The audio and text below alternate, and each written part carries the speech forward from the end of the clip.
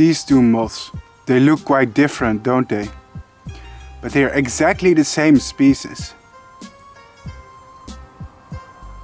The yellow one right here is the male and the mint green one here is the female. So what species is it and how do we get them? Well, I'm going to show you that today in this fresh new episode of MothCycles. Let's start the intro. Boom.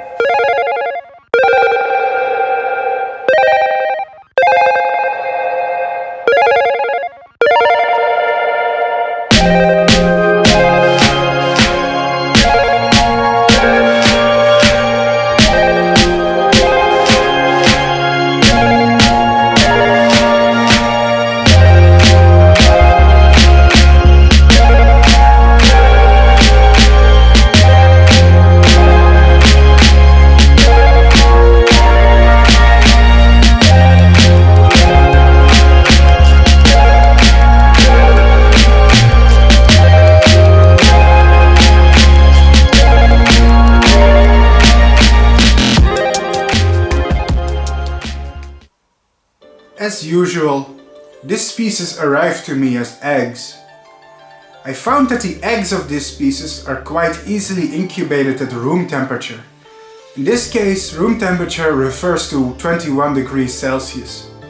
They prefer to be a little bit warmer, but anything around room temperature is honestly fine. These eggs hatch in about 8 to 14 days time.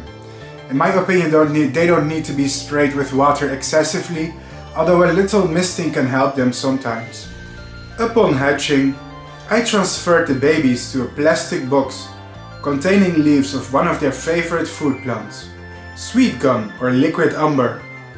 They can eat other plants too, but I'll get into that later. It's incredible how these tiny babies will develop into such relatively huge moths. The first instar of this species is orange with black. This species is tolerant to a higher degree of humidity, it seems. In a short time they were happily munching on the leaves that I had provided them.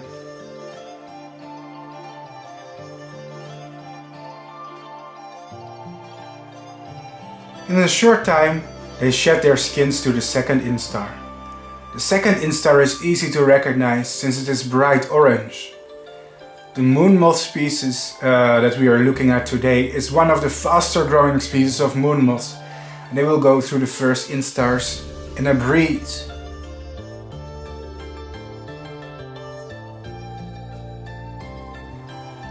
I released the caterpillars in a net cage. They seem to like the increase in space and ventilation, for sure.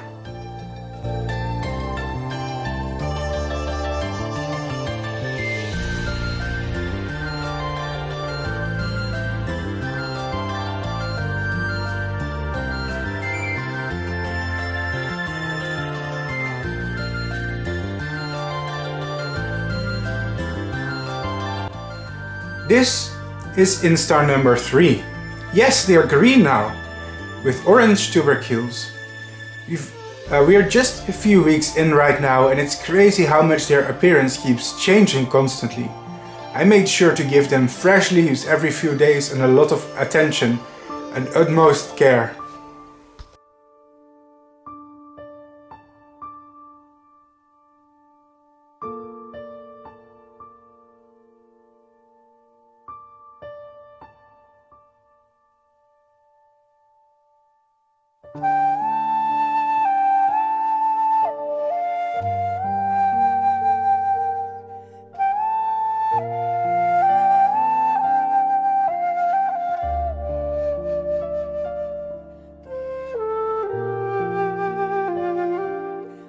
After a while, their cage was getting way too small, and I decided to give them another space upgrade. I'm moving them to the big cage right now. The big cage you see right here is their new home. For some reason I decided to talk to the camera here for 20 minutes, so I decided to speed it up, since it would add too much filler content to this video. Blah blah blah blah, I should learn to stop talking too much. That's really what I'm trying to do here on my channel. Get more young people interested in nature. Get more young people interested in entomology. Like in here are the caterpillars. I don't know if you can see them. But I'm just gonna place them in here with the new food plant. There you go. There you go, little ones. This is great. This is great. Yes. Let's just get you guys in here. Yes. And eventually what they're going to do is they will find the fresh food. Here's the second one. They will find the fresh food. They will know which leaves. Caterpillars know which leaves are the best. So they're probably going to walk from their old food to the new food immediately. And start eating. There you go. Gotta empty this old water here. Thanks. And before you know it, there was instar number 4. This is the stage where they get really pretty, in my opinion. They are adorned with orange tubercules on their head, red tubercules on their backs, and blue ones running along their side. What is interesting is that the Actias sinensis is among the fastest growing Saturniidae that I personally know of. If you keep them really hot, they can go from egg to cocoon in 3 weeks' time. On room temperature around 21 degrees it takes them longer. 4 to 5 weeks usually. But if you keep them warm, it's possible to get them from egg to cocoons in about 20 days, which is insanely fast for a Saturniidae. Interesting to note is that the Actias sinensis is part of a complex species group with many similar or almost identical looking species. As far as I know, all of them pretty much thrive on sweet gum and eucalyptus. Personally, I have become quite skilled at breeding the moon moths. I find them much easier than other types of moths, such as atlas moths for example, and I've decided to show more of their life cycles on YouTube.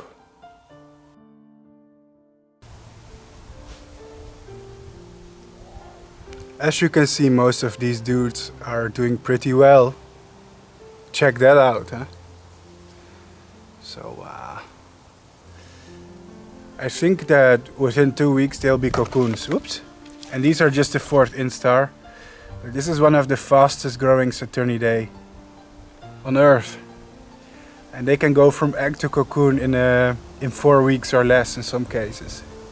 It's warm, they're feeding well, so I think they're going to be finishing soon. And then, for the last time, they were beginning to shed their skins. The next stage would be the final stage. Actually, this species has only 5 instars, so we're getting quite close to the cocoon stage right now.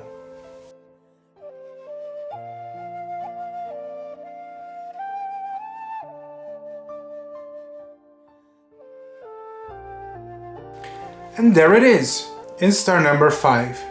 Pretty, aren't they? Caterpillars are such underrated animals, in my opinion, that deserve so much more attention. I'm glad my channel is doing well for this reason. Generally speaking, moon moths from the genus Actias are some of the easiest moths to breed in captivity, although there are a few exceptions. But most moon moth species are quite suitable for beginners. Sadly though, some of them are almost never offered in the hobby by hobbyists and are very hard to get. It seems that every few years, the species that hobbyists breed changes quite a lot, and their availability strongly depends on a handful of people that collect eggs in the wild. It's hard to get species from certain places like Vietnam, Thailand, India or China, where the laws make collecting wild animals very hard to do legally. Of course, I encourage everybody to abide by the law. Don't get in legal trouble for your hobby, that's not worth it.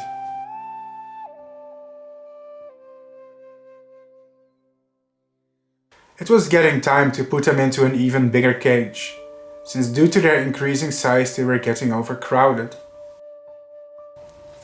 Here you go. Bigger cage. Bigger cage. Let's put them in here.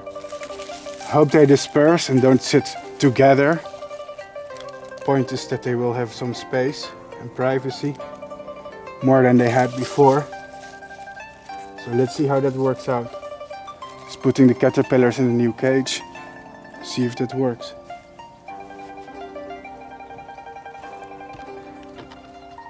The caterpillars seem to grow very well so far, and of course I did my best to keep them as healthy and happy as humanly possible. Usually it is hard to supervise my animals constantly to check if they are healthy, since I am often distracted with work. And in fact I work multiple jobs to provide income to pay the bills. And this can conflict with my very time-consuming hobby. I try to give my animals the most attention that I can provide them, but that's not always possible when you have a lot of work to do. What doesn't help is that my channel is demonetized by YouTube. However, when I was producing this video, one of my fans generously provided me with a lot of donations, which made it possible for me to take the time off work and take care of these animals more than I usually do. Therefore, I think we have to thank him right now, since there is a good chance he is watching this video right now. Thank you, Mr. Rob, for the financial contribution. To protect your privacy, I am not going to mention more details, but your donations helped me a lot when I was doing this breeding and filming project and allowed me to have the free time to commit myself to these animals intensively. I think giving you a special thanks and a shout out right now to show my gratitude is the least I can do in return. Hey fellow moth freaks! I have a happy announcement. Today I found the first cocoons of the Actias sinensis. And what's really cool about their cocoons is they are gold. Now, this project was a success it seems. It's not a surprise because lately I've been getting quite experienced with moon moths, the genus Actias. There are still many species of them I haven't bred before, but I will try to breed as many of them as I can in my lifetime. And if I can, I will show the life cycle for you on YouTube. I think I've definitely bred over 20 species of Actias right now, give or take. So, there you go. Let me take the camera and get a better angle. Check out the color of that cocoon. It's very fluorescent, isn't it? It's like this fluorescent yellow-green. Over time, the cocoons do get a less bright color, but they do remain like this interesting gold. This one is freshly spun. Let's gently remove it.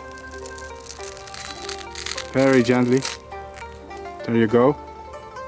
If we carefully inspect the container, we see more cocoons. See this? Here was one, hidden between the leaves. Oh yes. Aha! You see it? Let me just pull that one off. Whoop. There you go.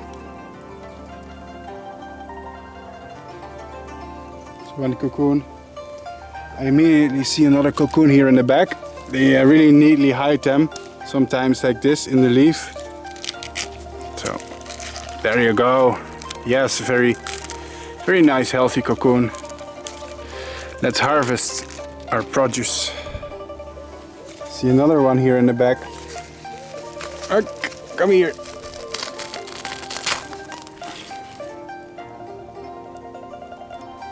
Yay, the first cocoons. Do you like the color? Nice color, huh? What's also interesting is these caterpillars, when they spin a cocoon, they pupate in 1 or 2 days time.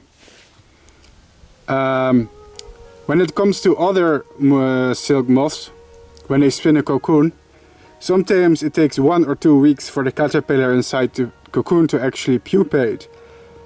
But it seems that these moon moths, when they spin a cocoon, they also immediately pupate. So I think this cocoon here, I think, wait, let me see which one it was. Oh yeah, this one. This cocoon here already has a pupa in the middle.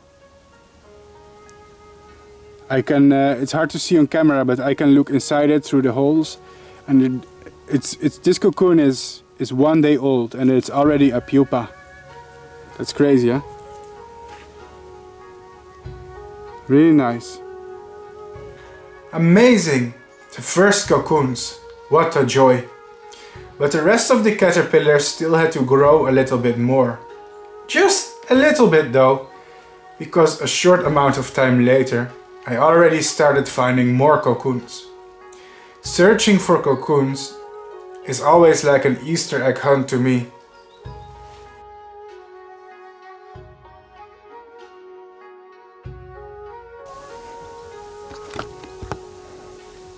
Yep, more cocoons today.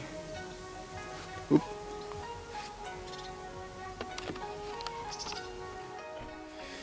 There's some good news and there's some bad news.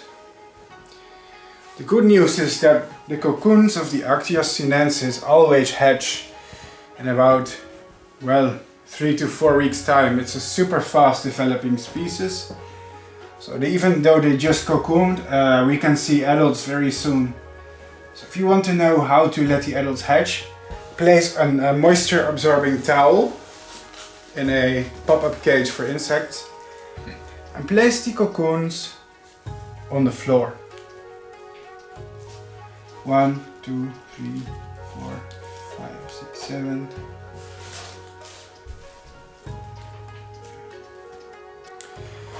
Alright guys, so we have about 13 cocoons in here. I think that's a decent amount. Can you see? I'm going to keep them in here on the towel. Now one thing I want you to do is take a plant sprayer like this one, see? It sprays water and mist the towel so that it is moist. Like this. There you go. Now why do I do this?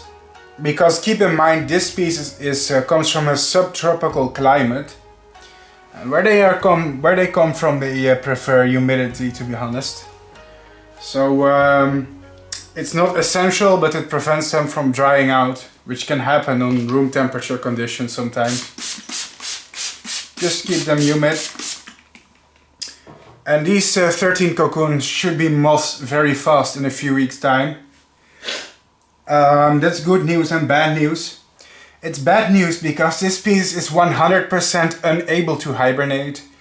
And if you're raising them on sweet gum, for example, or pistachio, in winter their host plant can lose the leaves. And this is why this species is difficult to overwinter. Well, it's impossible to overwinter because they don't. You're guaranteed to have moths in 3 to 4 weeks if you keep them on room temp. So, and I think that's great for people who have no patience, because usually saturniids, they take months and months and months to hatch from their cocoons, which can be annoying if you think about it. But it can also be really convenient if you don't have the patience to wait for a cocoon to hatch. These guys are one of the fastest. 3 to 4 weeks you are guaranteed to have moths. But that's bad if you live in a very northern climate. It means they're going to hatch in winter. They're not going to stop breeding, ever. It's continuously brooded species. So yeah, that can be a downside, because if it's getting cold outdoors, it may become hard to breed them. So let's wait, guys. Let's close this and just keep them on room temperature and you are golden, really. I'm not a big fan of opening cocoons. I think it's unnecessary, just have patience. But it can be useful to check up on the gender and the health of the pupa. As you can see, the pupa are healthily formed. But right now I have the opportunity to show you the difference between male and female.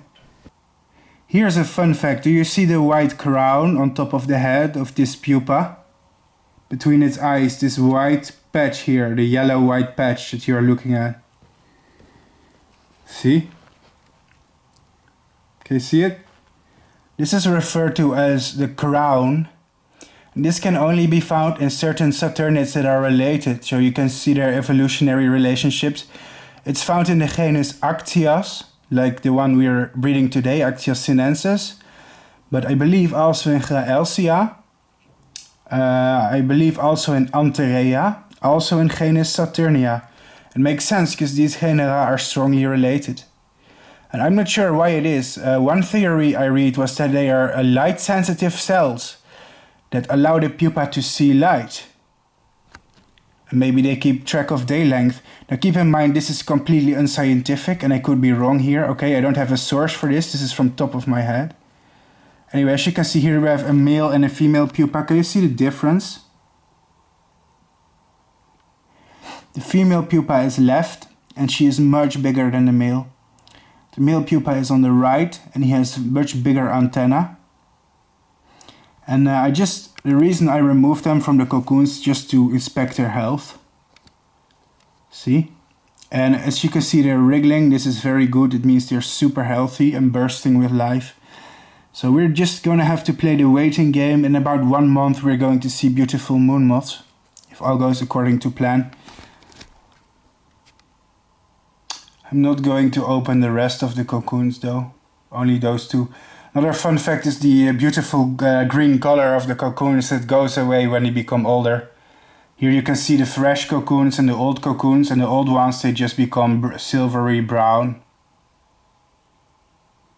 So they're not that fluorescent yellow-green as when the silk is fresh. The pigments deteriorate, just become golden, silvery, brownish. Let's wait. And there it is, our first moth. It's inflating its wings right now. It literally came out of its cocoon about 20 minutes ago and it's still drying the wings. The last part of the wings to inflate is usually the tails. It's generally recommended that you do not disturb the moths when they have just crawled out of their pupa for at least an hour or more. Give them some privacy and time.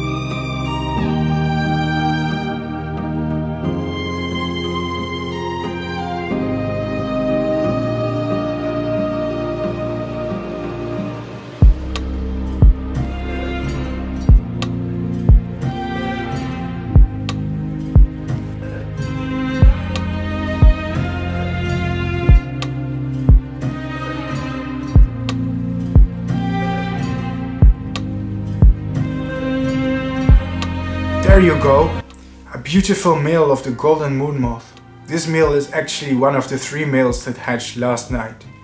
It's really an amazingly beautiful creature if you ask me. What a joy. This is the story of my life.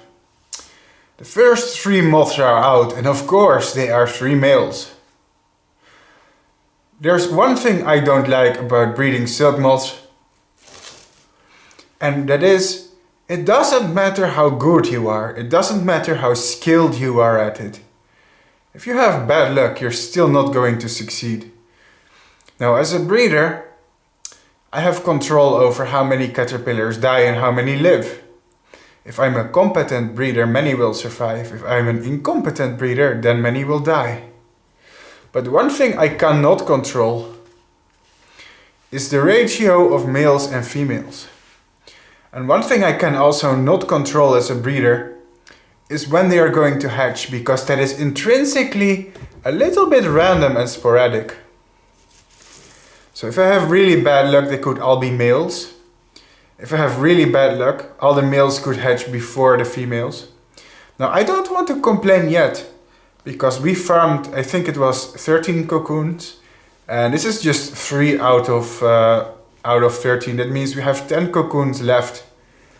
So statistically, a lot more males and a lot more females should appear. So there's no panic yet, but I do hope soon there's going to be a female. Because of course it would be nice if we could end the video with a pairing. The pairing of this species should be very easy to do. All I need is a male and female at the same time.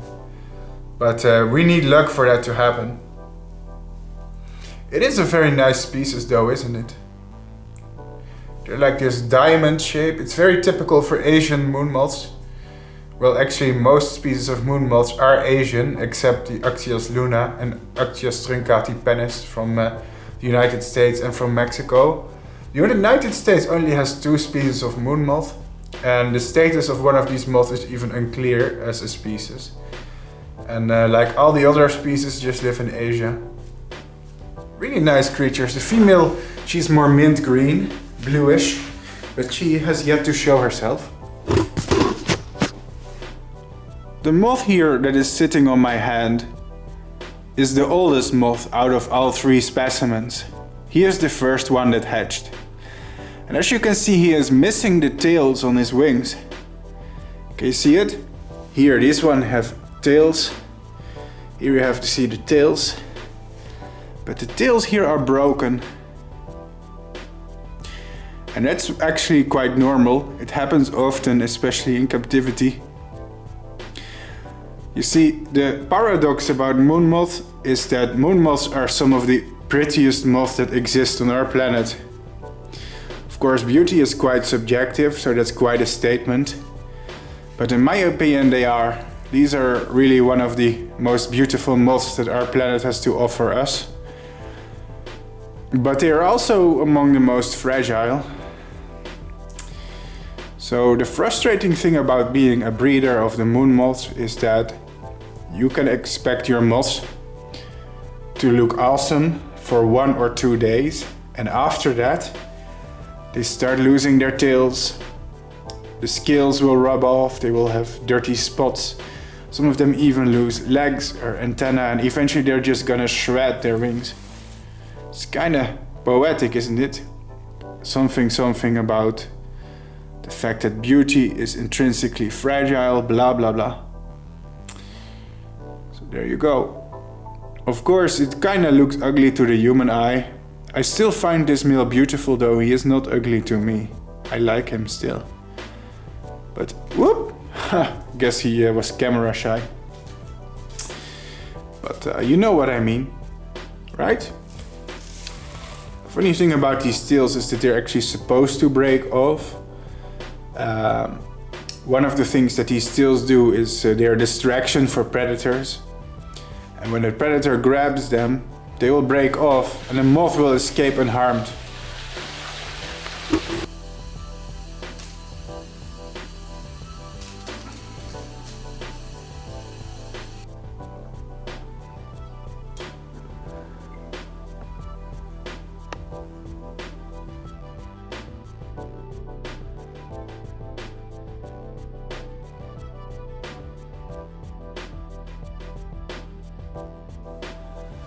Bro, are you done flying?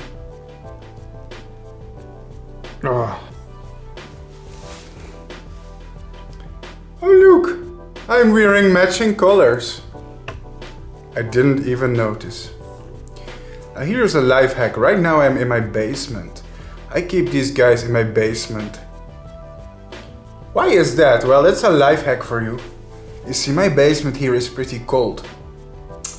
And these moths have no functional mouth parts, they cannot feed. That means their lifespan is limited by only a few days, because they run out of energy and starve. These guys generally live 7 to 10 days on room temperature. On room temperature is the key. Because if you keep these guys cool in an environment like a basement, they will live much longer. If I put these guys around 11 or 12 degrees Celsius, they can last 3 weeks, sometimes even 3.5 weeks. This basement is quite cool and cold. And the moths can handle it pretty well, because even in their habitat sometimes there are cold nights. And during cold nights they just conserve energy, which is easy because they are cold-blooded. So lower temperatures means a lower energy expenditure. And by keeping them cool, you're kind of suppressing them. And that's what I'm doing right now. That's why I keep these dudes in my basement. Yeah, I'm gossiping about you, am I not?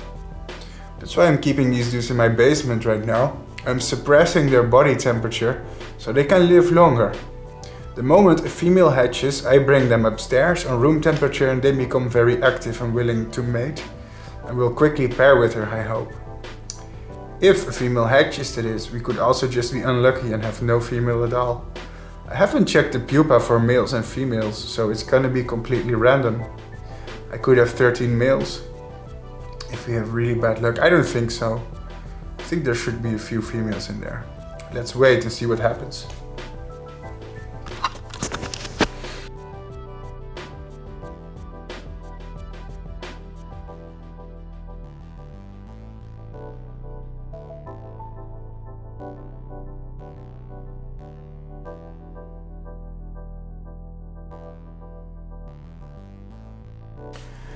So we have plenty of males. But where are the females? Well, they usually take a lot longer to develop than the males. Since they are larger, they require more time to develop. Females! That's right. There they are. The females of this species look quite different from the males, don't they? First of all, they are much bigger compared to the males. Second of all, they are somewhat mint green to pale. It's hard to describe their color. What color would you describe it as? Leave it in the comments. The difference in the morphological appearance of the males and females is called sexual dimorphism. Sexual dimorphism is common in moths, since males live different lifestyles than females. Actias sinensis flies in China, in Guangdong and Guangxi provinces, but also in Hainan and the island of Taiwan.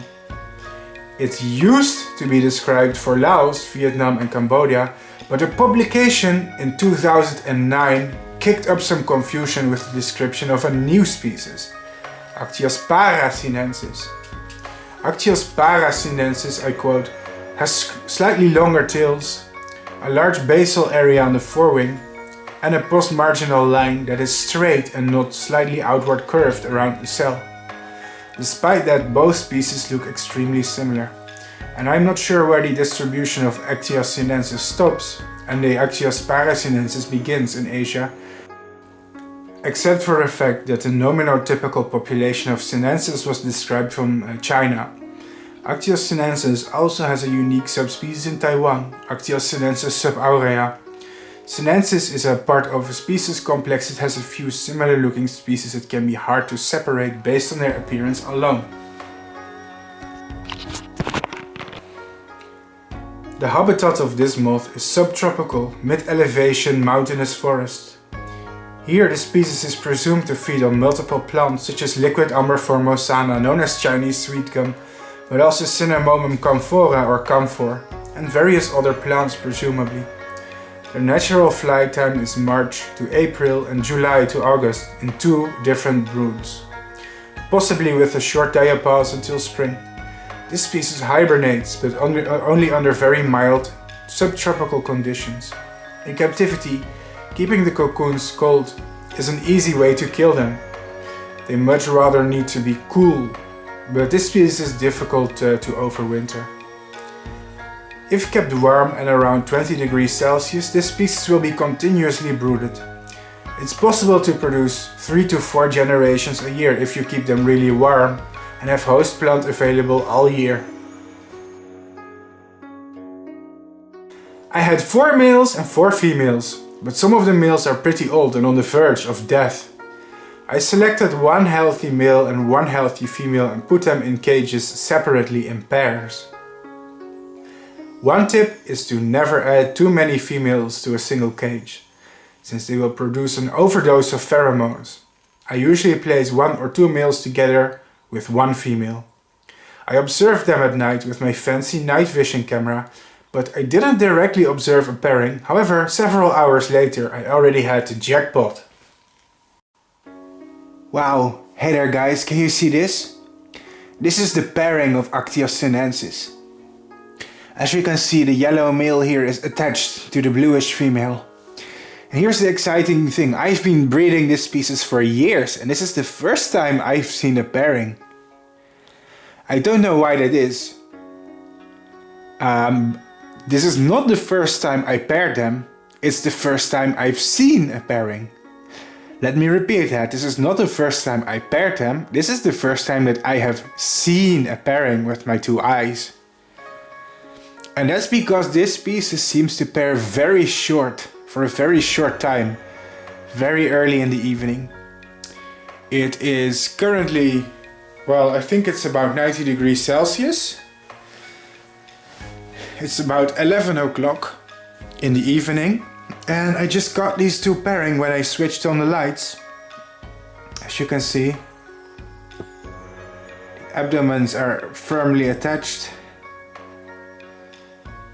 So this is a successful pairing and what it looks like. So life cycle complete, we did it! Woohoo! Another episode of MothCycles complete, including the hard to capture on camera pairing. That's great. Oh, that's great, I love this. Look at that.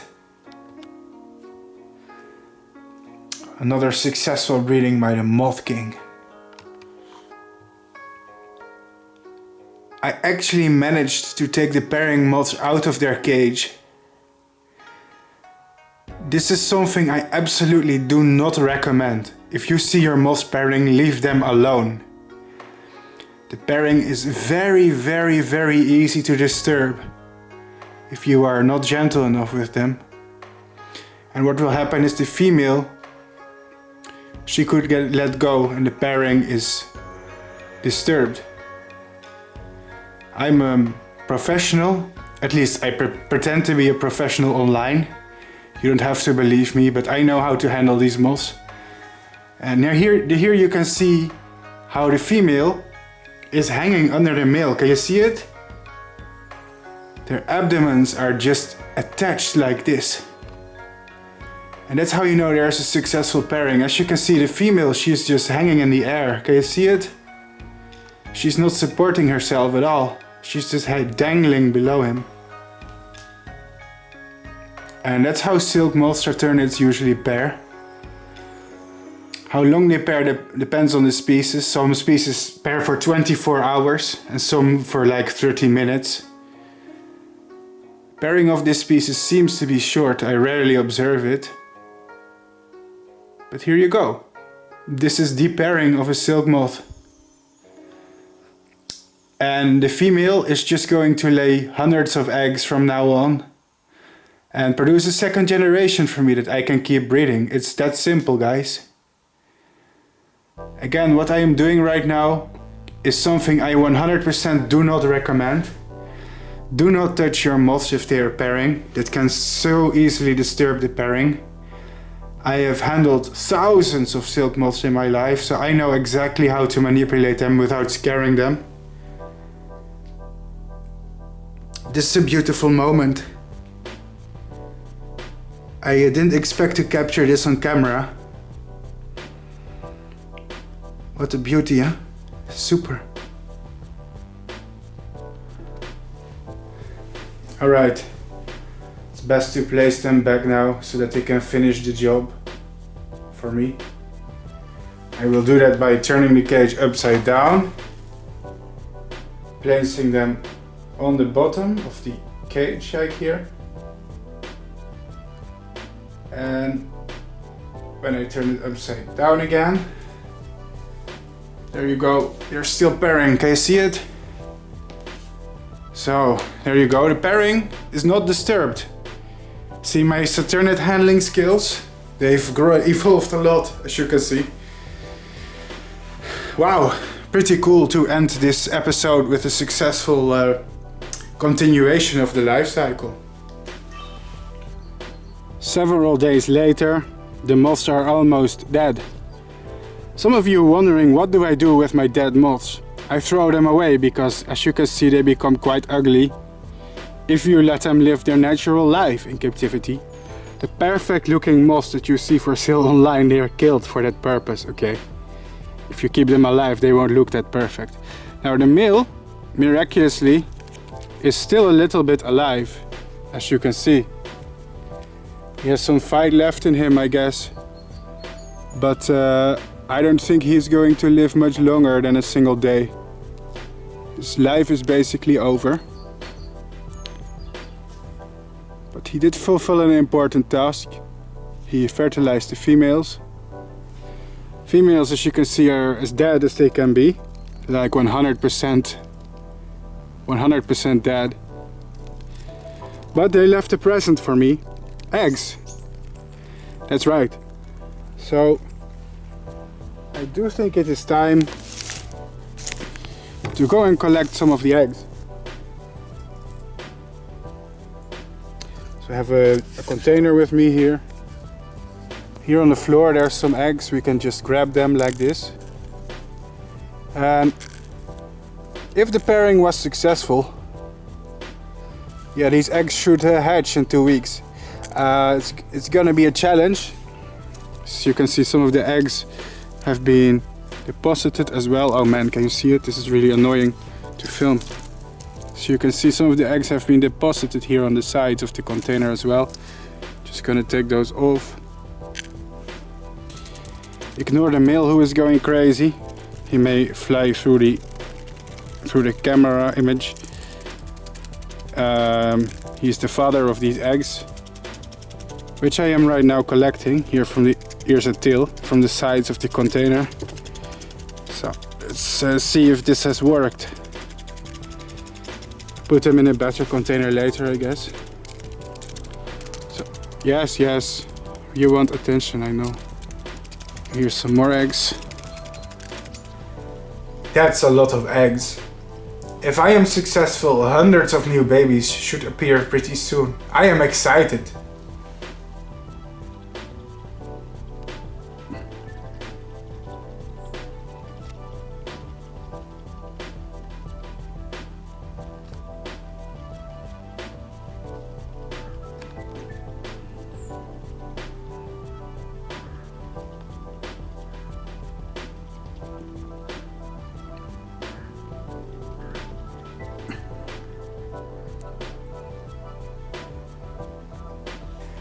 There they are! Babies! I'm a grandfather now. Look at our beautiful babies. Just as small as the ones I started this episode with. Wonderful.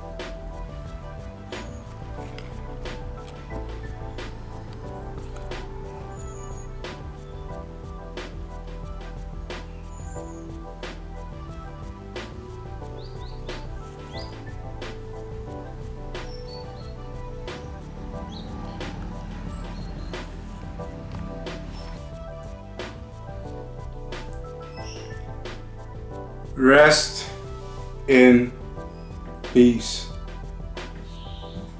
Rest in peace. The moon moths that we all loved to see on YouTube so dearly are now dead.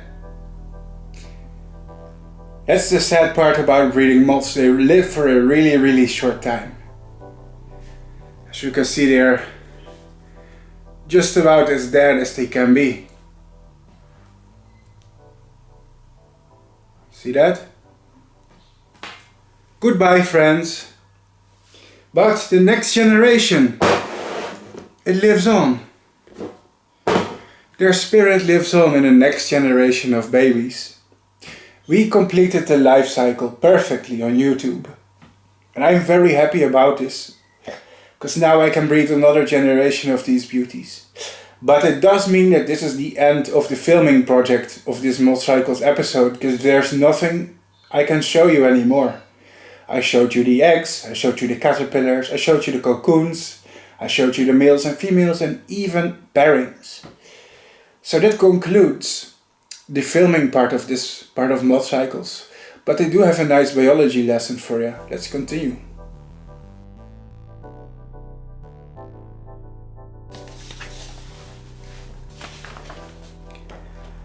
Actias sinensis, the golden moon moth, or sometimes also Chinese moon moth, is a wonderful species of Asian Saturnidae. Thank you for watching my video about them today. This presentation uses copyrighted photos and illustrations, which I am allowed to do under the Fair Use law, which allows me to use these images in a transformative and educational way. This video is demonetized and I gain nothing from this, and for non-commercial purposes the Fair Use law allows me to use these materials. Here on the map I have colored the territories where Actias sinensis is found in its native range. The country on the mainland here obviously is China. In southern China this species is found in the mainland provinces Guangdong and Guangxi. Then to the south we see an island that belongs to China. It's called Hainan, and in my references Actias sinensis is also recorded here. Finally to the west there is a large island. This island is called Taiwan. Taiwan is an independent country that is not a part of China. Although due to a complicated political situation right now, some people think otherwise. Personally, I believe Taiwan is an independent country and that Taiwanese people deserve freedom from the terror of the Chinese Communist Party. But let's not make a moth video too political right now. Here we see the habitat of Actias sinensis. It is mountainous, mid-level elevation forest, around 1000 to 2000 meter altitude. This species produces at least 2 broods a year in these hot and subtropical climates, and do also usually actually overwinter during mild winters in these regions. These regions actually experience mild winters. Their habitat has hot days and cooler nights. A mild winter is present. Quoted from the Nanling Natural Forest Reserve Park, where a larger population in Guangdong lives. The highest temperature is 34.4 degrees Celsius. The lowest temperature is minus 3.6 degrees Celsius. The frost period in winter is longer, and the longest year can reach 100 days. This species experiences a hot, near tropical or subtropical climate with a dip of temperature in winter, but temperatures never sink very low. So in conclusion, the coldest temperature ever during a whole year was minus 3.6 degrees Celsius in winter. That is very mild, but still demonstrates that yes, there is a winter, and that in fact in some occasions it can even freeze in winter in their habitat. This is the result of the species living in a temperate region that is classified as subtropical, so that it is just too far away from the equator to be fully tropical. There are a few records of their native host plants, such as Chinese sweet gum or liquid amber formosanna, and camphor tree or Cinnamomum camphora, as have been quoted. On the top left we see a male of Actias sinensis. On the bottom right we see a male of Actias sinensis. How can we see the differences? Sadly, its habitat is being threatened with deforestation, due to, for example, illegal roads being built in their habitat and forests being burned or slashed down. The good news is that Actias sinensis is in no way classified as a rare or threatened species right now, and the animals are still common throughout their range. so it isn't a species we should be immediately worried about. Still, considering the fact this species is more or less a forest species, deforestation is of a concern, and I have my doubts that this species could survive in deforested lands. China is a country that is great at pretending to care for their environment, such as pumping millions and millions into the conservation of pandas, but in reality China is one of the countries producing the most pollution in the world, and due to corruption, even protected areas are exploited. It's a fair game if you have enough money. That being said, Actias sinensis is one of the more common moon moths from the sinensis species complex, and it has not declined significantly enough to warrant a status of concern or protection yet, thankfully. There are many species of other moon moths that look very close to Actias sinensis. One example is the recently described Actias sinensis, the western golden moon moth or Chinese moon moth. Actias sinensis is part of a large species complex consisting of many species that can easily be confused with each other. Let's have a look. On the top left we see a male of Actias sinensis. On the bottom right we see a male of Actias sinensis. How can we see the differences? First of all, it is the tails.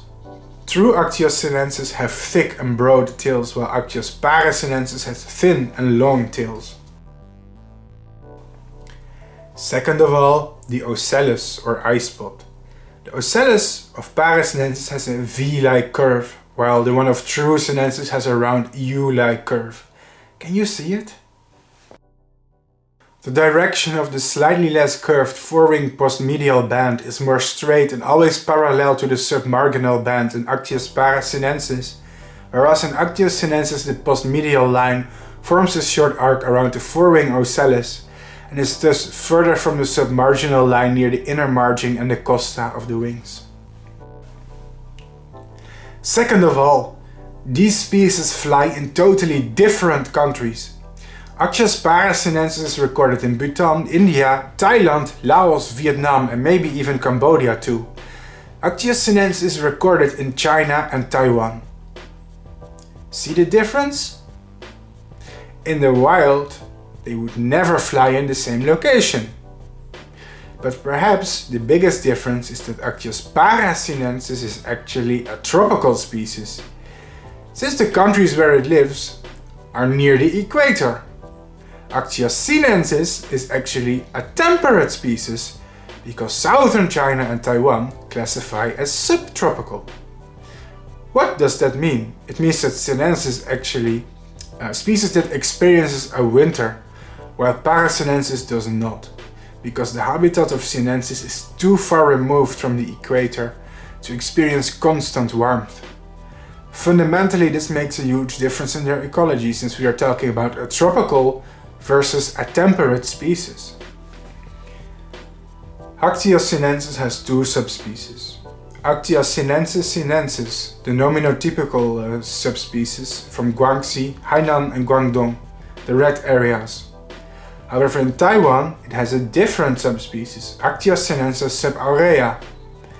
The Actias sinensis subaurea from Taiwan looks different and, for example, does have narrower and thinner tails that look more like the tails of sinensis in some cases. But their DNA, their eye spots and morphology suggest that they are a subspecies of sinensis. Formerly, some of their populations used to be called Actias heterogyna. However, Actias heterogyna does not exist anymore. It is an old taxonomical name and a synonym of the Actias sinensis. The population in Hong Kong or Guangdong used to be called Actias heterogyna, and is Taiwanese subspecies subaurea as a subspecies of the mainland Hong Kong heterogyna. However, later the species status was retracted and synonymized with sinensis, so they are now the same, and heterogyna is an invalid old synonym.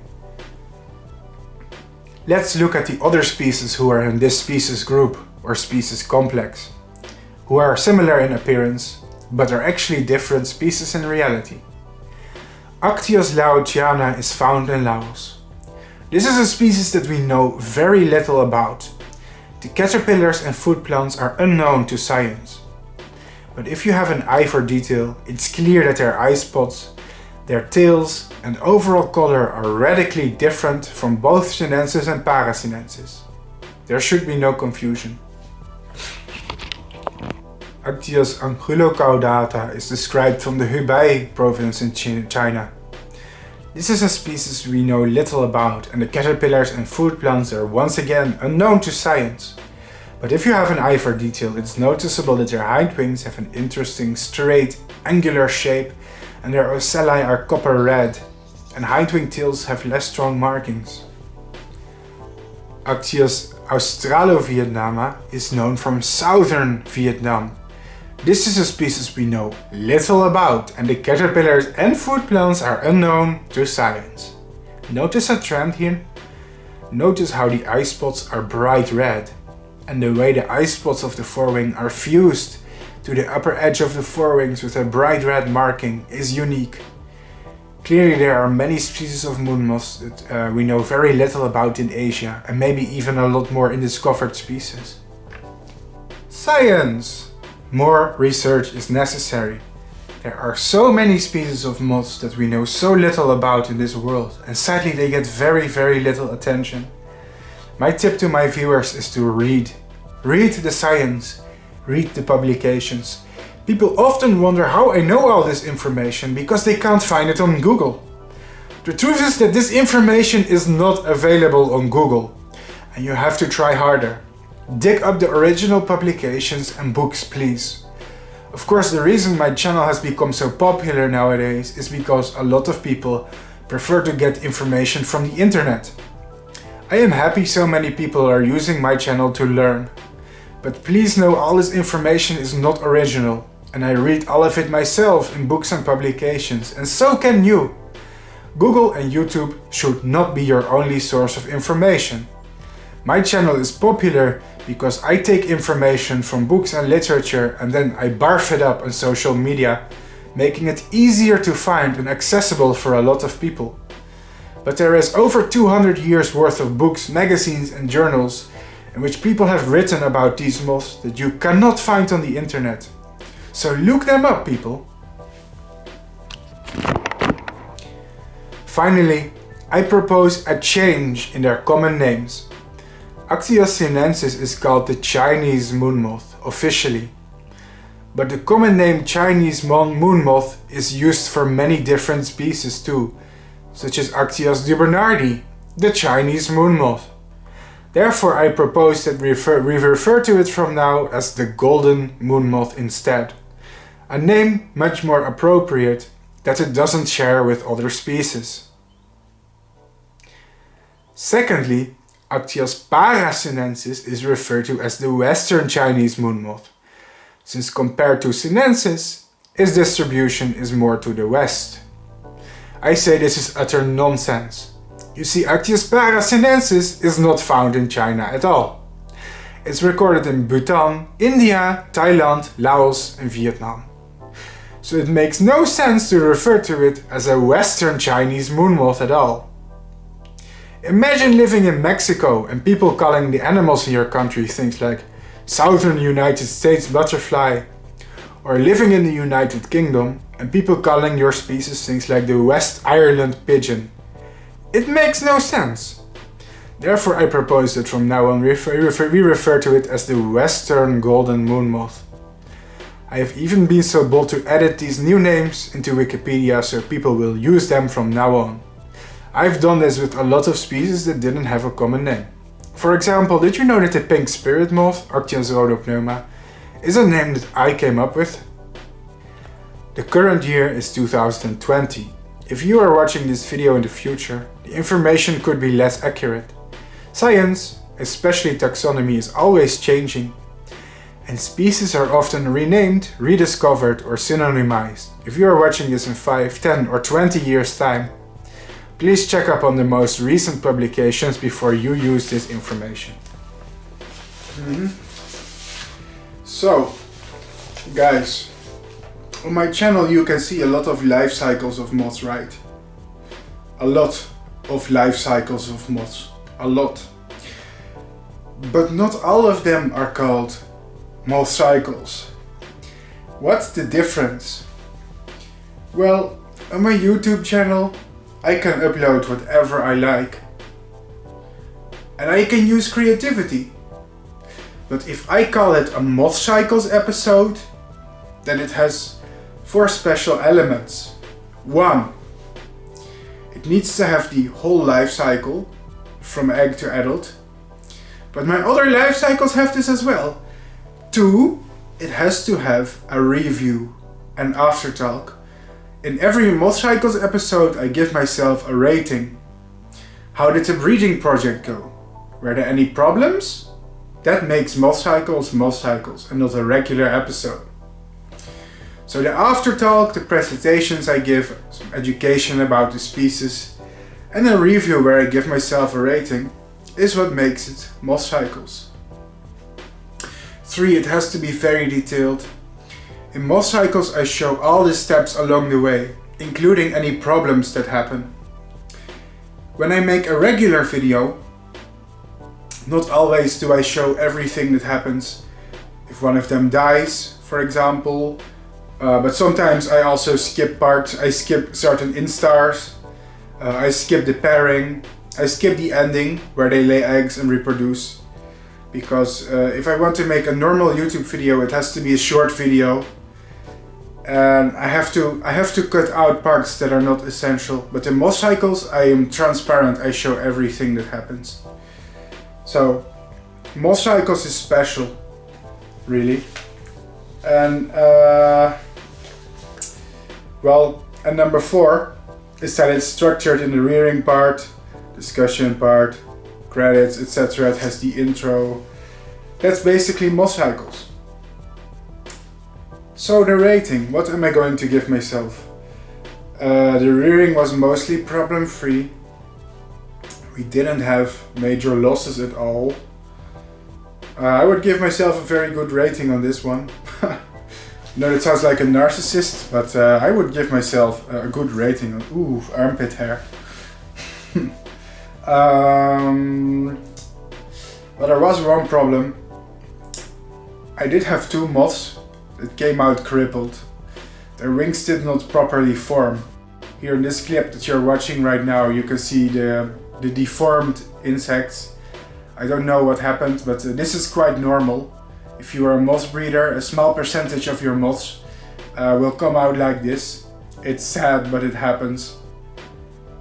Thankfully, there wasn't anything wrong with the stock. It was just 2 individuals that came out weird. Otherwise, it was mostly problem-free. We had a reproduction, pairing, and many eggs. So I would just give myself an 8 out of 10. Yeah, that's a good rating, isn't it? But hey, it was a good rearing project. Sometimes we have, for example, the Anterea God Money video. Did you watch it? Maybe not. We didn't have a pairing at the end. Or in the Balakra MothCycles episode, we didn't have a pairing at the end. But this time we did. So yeah, I would say it's quite alright. 8 out of 10. Last but not least, here's but a recommendation for if you are a beginning YouTuber and you want to score more views the way I do. I recommend using my affiliate link for TubeBuddy. TubeBuddy is a program that I personally use as well. It allows you to copy and research keywords and see how popular these keywords are. The reason I get so many views is because TubeBuddy, it checks for me the keywords, the most searched for basically moth related search terms, and it recommends them to me. That's why I'm so high in the search result when you look for butterfly or moth. Just want to drop that out there. So thank you guys for watching. Hope you enjoyed this. I worked really hard on this episode. Sadly, winter is approaching, and in winter I cannot breed much. So pretty soon I don't have much more to upload. I'm so sorry. I'm going to wait for next year, next breeding season. Next spring we start again. And autumn is going to be a bit depressing, sadly. Yeah, hope you enjoyed it. Let's roll the credits to honor the names of the people who donated to my channel. And before that, there's also the obligatory e-bagging segment. It sucks, but it's obligatory. Let's roll it.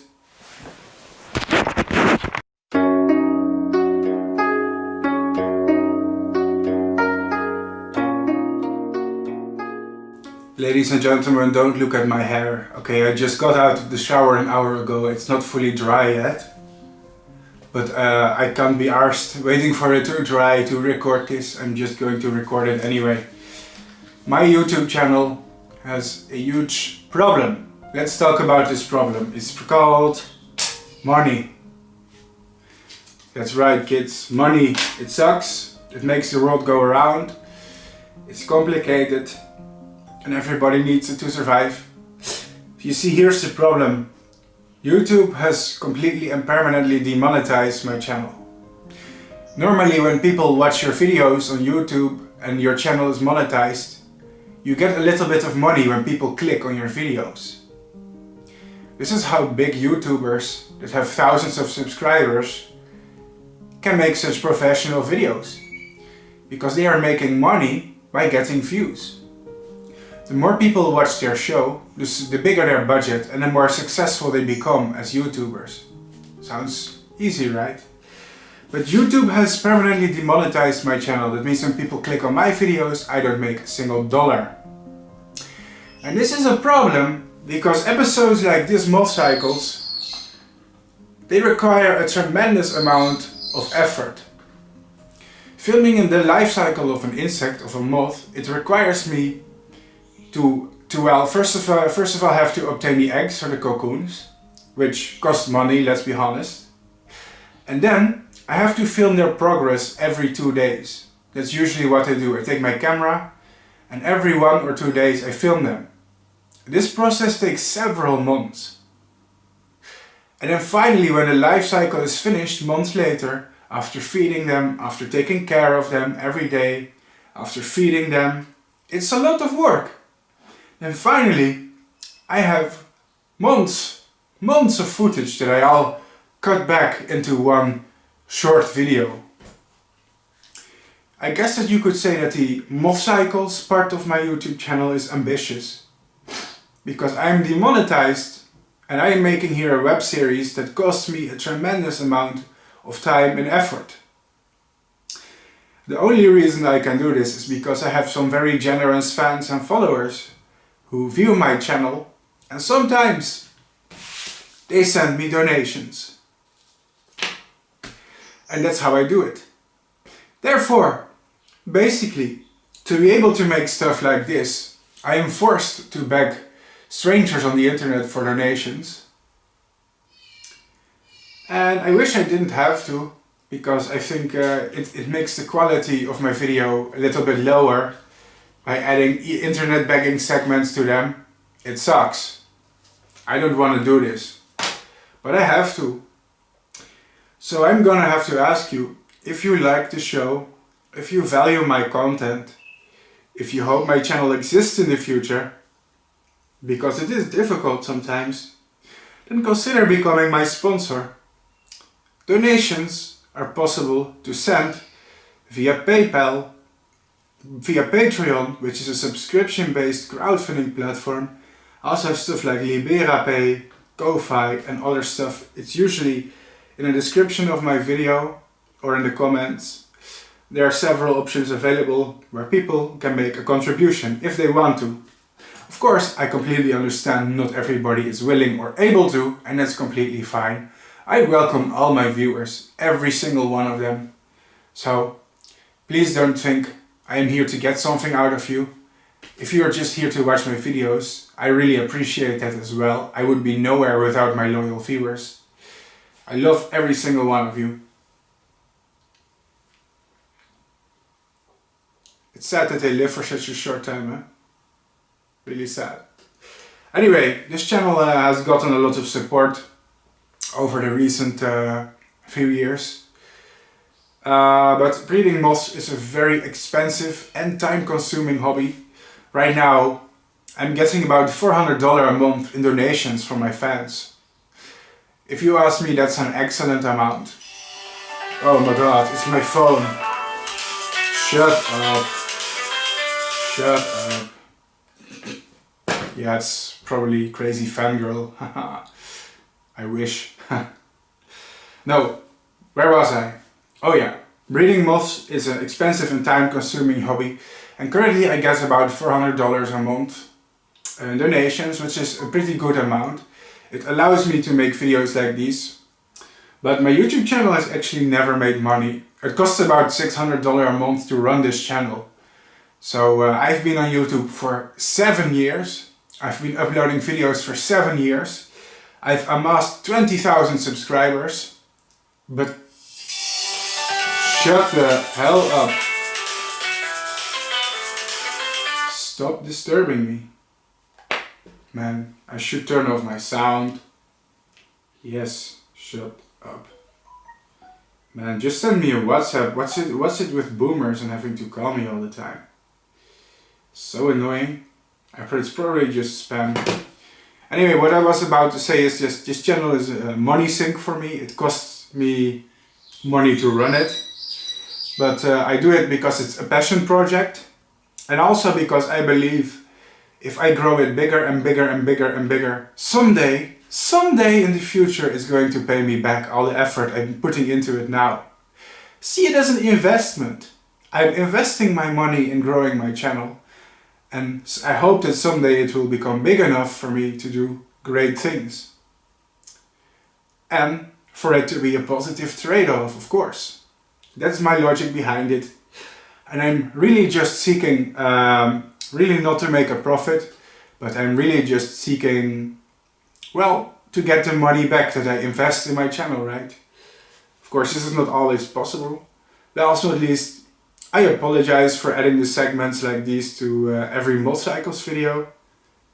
Some of you guys have been subscribed to my channel for years and years and watched all my videos. I guess it must be pretty repetitive and annoying to hear me repeat this message all over again. I apologize for that. You know, I wish I had an alternative for that. But so far, not yet. Not yet. So, but it is necessary for my survival.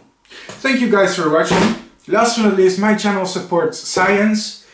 Some of the funds I raise online, I use them for also my breeding project, not just my channel. Some of the things I discovered about moths have actually been published to science. In some cases, I even use the funds online to sponsor research and collecting expeditions to other countries.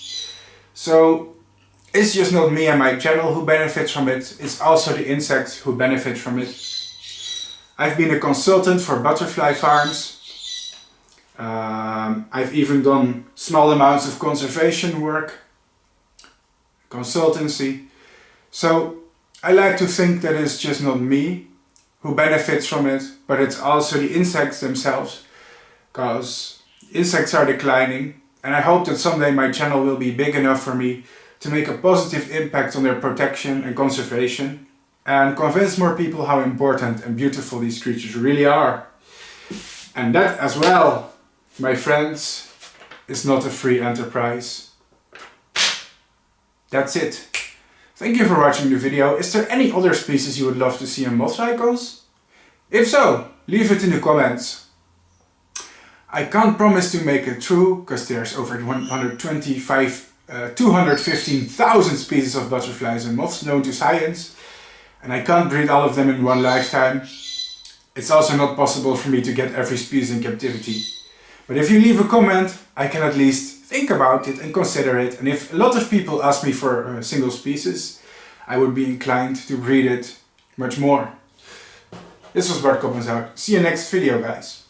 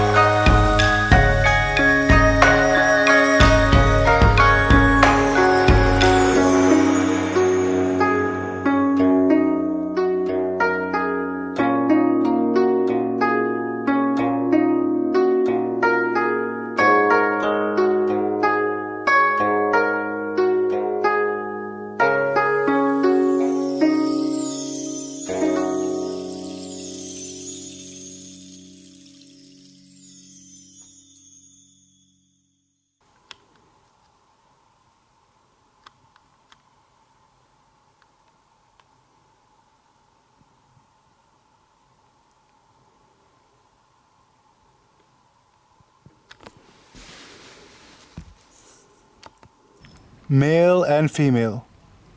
Check out that difference. It's huge.